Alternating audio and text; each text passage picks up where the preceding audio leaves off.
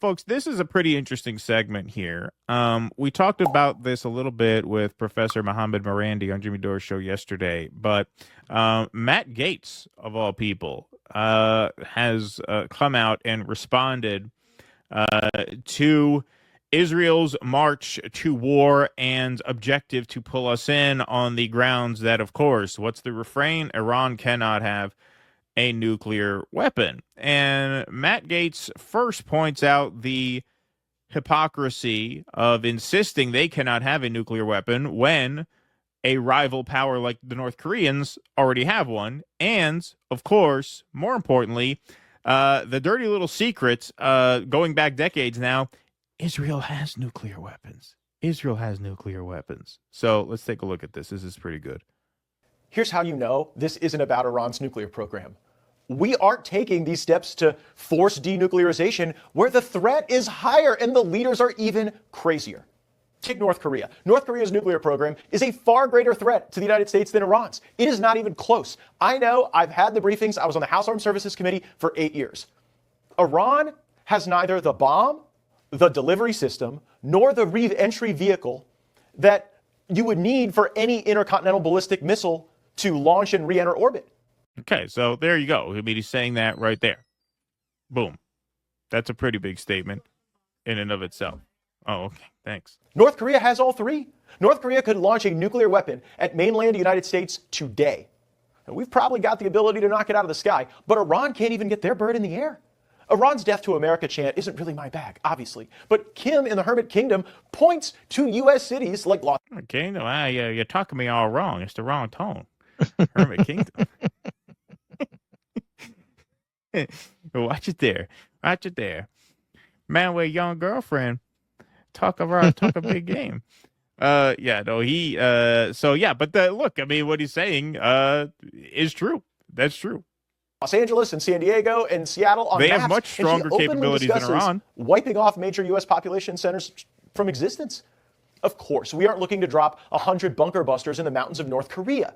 President Trump took other brilliant diplomatic steps to constrain North Korea's hostilities. And the same could be done with Iran. But Matt, Iran has kicked out IAEA inspectors. There could be portions of their nuclear program that are secret. A nuclear secret in the Middle East. How about it? If the world is interested in a secret nuclear program in the Middle East, there is a country that won't allow any international inspectors. Israel. Israel has a nuclear weapon. Did you know that? I do. They allow no inspections. They are fully secretive and clandestine about it. And the Americans are fully aware.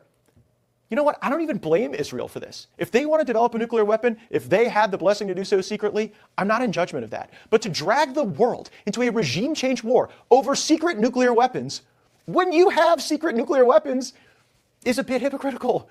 President Trump is the kind of guy who never gives up on a deal. Throughout his life, he's probably made deals and made lots of money on them, even when others walked away or didn't see value in a transaction. So here's a deal. How about Iran and Israel both give up their secret nuclear weapon programs? If Trump got that deal, he wouldn't only get the Nobel Peace Prize, they'd probably name it the Trump Peace Prize forevermore. And it's not that crazy to think about Israel denuclearizing. Look at the model in South Africa. South Africa denuclearized right before they stopped being an apartheid state. Oh boy, he's getting the voice in the earpiece now. And this is why he's not on Fox. This is why he's not on Fox. This is why he's not the Attorney General too. It's also why he's not the Attorney General. Big time.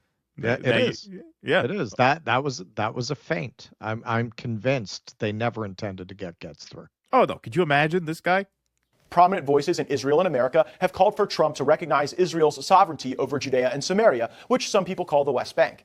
If that happens, Israel will have to let the 5 to 6 million people who live there vote. And they don't want to do that.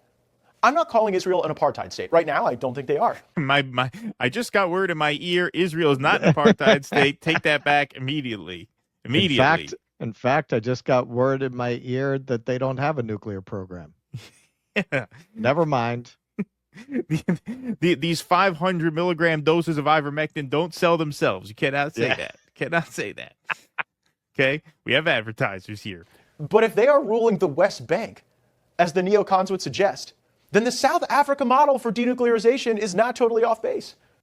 No, it's not totally off base at all. And that line You talk about a piece of information that everyone needs to be armed with. It is that actually the obstacle to a denuclearized Middle East is and has always been Israel. And that is a fact hidden in plain sight. By the way, just want to play, this is a brief piece of video. This is a slight off ramp here, slight tangent, but not really. The International Atomic Energy Agency has said very, very recently that they don't believe Iran is engaged in a systematic effort to manufacture a nuclear weapon. He mentioned this briefly at the top of that report. Important consideration. I understand what you're saying, but the fact that they continue to cite this report, based on your assessments, I mean, given what the U.S. intelligence community has been saying, and it's contradicting what the Israeli intelligence is saying, the Americans have continued to say, and Tulsi Gabbard said two months ago to the Senate Estimates Committee, the intelligence community has continued to say that we don't believe that Iran at this point in time is trying to weaponize. Is that your assessment as well? Well, that was not in the same way. We have different mandate, different approach than the national intelligence of a country. For us, on the basis of our inspections, on the basis of our own evaluations, we came to the conclusion that we could not affirm that there is any systematic effort in Iran at the moment to manufacture a nuclear weapon. There you have it. Now, let's do a little more reading here. The New York Times put out this piece just 2 days ago. As Israel targets Iran nuclear program, it has a secret one of its own. Once again, New York Times here, right? Paper of record. They're so mainstream, they won't unendorse Andrew Cuomo. The war that Israel launched against Iran seeks to take out its nuclear program, which much of the world views with alarm, and experts say is growing to the point that it could make an atomic weapon within months. Israel has its own secretive nuclear weapons program, one that it doesn't publicly acknowledge, but that some experts believe is also expanding. From an official diplomatic posture perspective, the Israelis will not confirm or deny their nuclear arsenal, said Alexander K. Balfras, a nuclear security expert at the International Institute for Strategic Studies in London. Yes, indeed. Instead, Israel has said it will not be the first country to introduce nuclear weapons to the Middle East. Introduce, in quotes. That deliberately vague wording amounts to what Mr. Balfras called an obfuscation over what is clearly an established nuclear weapons program. Israel is widely believed to have at least 90 warheads and enough fissile material to produce up to hundreds more, according to the Center for Arms Control and Nonproliferation and the Nuclear Threat Initiative.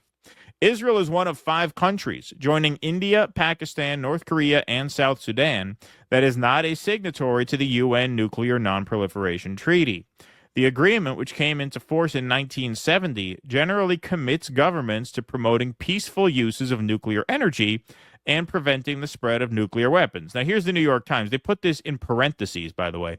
Iran is a signatory to the treaty, although Israel and world powers have accused Tehran of violating it by unnecessarily enriching uranium at high enough levels to build a nuclear bomb. Okay, so they're a signatory to the treaty. Israel is not. Israel has nuclear weapons. Iran does not. But Iran is the obstacle to a denuclearized Middle East and not Israel, even though Israel won't sign the treaty and they have nuclear weapons. Israel would have to give up its nuclear weapons to sign the treaty, which recognizes only 5 countries as official nuclear states: Britain, China, France, Russia, and the U.S., the permanent members of the UN Security Council.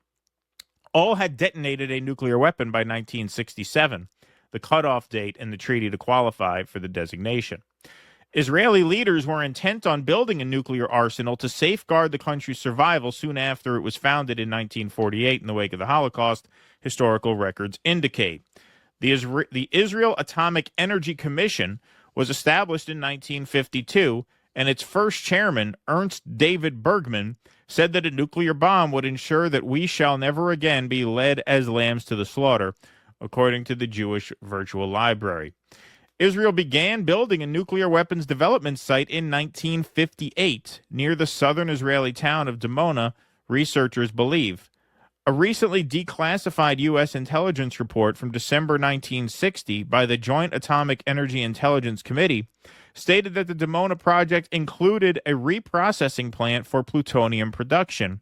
The report concluded that the project was related to nuclear weapons. Around 1967, Israel secretly developed the ability to build nuclear explosives, according to the Arms Control Association. By 1973, the United States was convinced Israel had nuclear weapons, the Federation of American Scientists later wrote.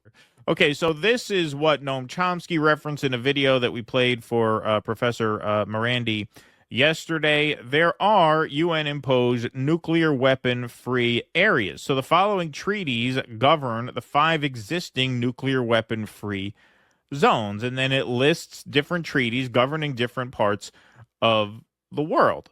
So there are parts of the world that have treaties with each other as to, hey, this zone is going to be a nuclear-free zone. There's also the Non-Proliferation Treaty that Iran is a party to that Israel is not a party to. Israel has weapons. Why is the Middle East not one of these nuclear weapons free zones when the Arab states are willing to become one? Well, it's because Israel is not willing to become one. I mean, it's as simple as that. Israel has nukes. They will not join international agreements to disband their nuclear program because of the Holocaust.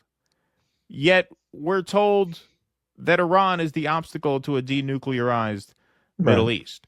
So the retort to Iran cannot have a nuclear weapon is that Iran really doesn't want a nuclear weapon, all things being equal. Morandi, we asked Professor Morandi yesterday, do you think given these circumstances Iran should build one? He said no. He still said no. He was against it. He was against it, which I was honestly a bit surprised by. I didn't know how he would answer that question. We thought we should give him a chance to answer the question because that's how you learn things. That's kind of what journalism is. Maybe Piers Morgan should take a page out of our book. When you let the guest answer questions, over them, right? When you don't just scream over people, you allow them to answer questions. You learn things about them and the perspective that they represent. I was actually a little surprised by that, but hey, I learned something. I also learned that these nuclear weapons-free zones exist. Why doesn't anybody know that? In America, that's hardly common knowledge. Nobody knows that. No, I didn't know that until you told me. I didn't know that. I didn't know that until fucking 2 days ago. 2 days ago, I learned about these areas of the world, South Pacific, areas throughout Asia and Africa, where these countries agree, hey, we're not engaging in this. The Middle East would be one of those, the most volatile region in the world would be one of those nuclear weapons-free zones were it not for Israel. And yet we're supposed to believe that these other powers are agitating for nuclear war. It's not the country that won't sign the Non-Proliferation Treaty. It's not the country that already has nuclear weapons. It's not the country that is stopping a nuclear weapons-free zone from taking shape in the Middle East. No, it's Iran. This is how propaganda works. It's not just what they say, it's what they don't say. These nuclear weapons-free zones, these should be common knowledge. Everyone should know about this.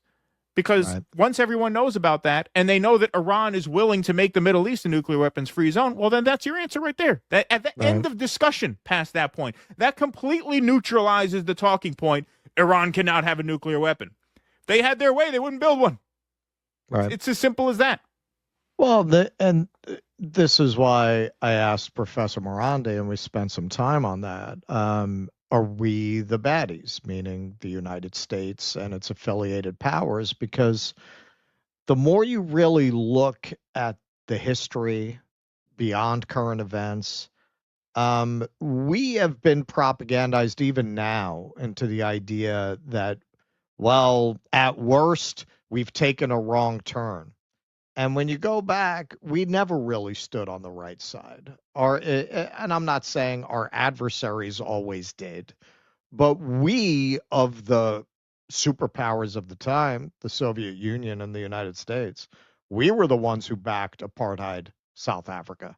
Yep. The USSR supported the liberation movement. That's why South Africa has been supportive of Russia now during the Ukraine war, because they never forgot that Russia took their side against the apartheid regime. You look at the narrative we've been given, this idea that Iranians are these cartoon villains bent on destroying America and destroying the West. And you look at the reality, and Israel is the country with these nuclear weapons. Everything, and in terms of religious fanaticism, what could be more of a fanatical vision than the idea that you are entitled to ethnically cleanse a land because of Bronze Age mythology that you worship? Right. That and the hypocrisy of it is most Israelis are secular. That's what Ilan Pappé said. Most Israelis are secular, but they all believe God gave them Palestine. Right. Please clap.